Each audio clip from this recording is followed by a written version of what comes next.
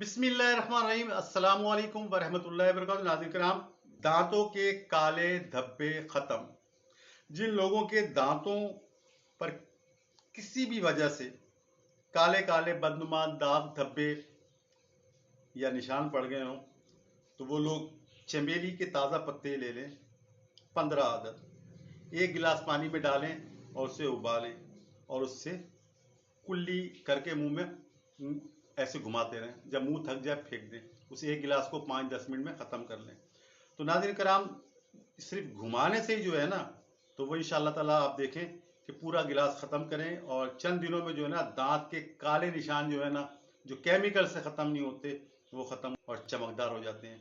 चमेली के पौधे घरों में लगे होते हैं, गमलों में लगे होते हैं। 15 पत्ते जो है रोज़ाना तोलें, इंशाअल्लाह चंद दिन में तासूल शिफा इस्तेमाल करें। मज़ीद ऐसी रेमेडीज देखने के लिए मेरे चैनल टीम लाडलो को सब्सक्राइब करें। अल्लाह हाफिज़।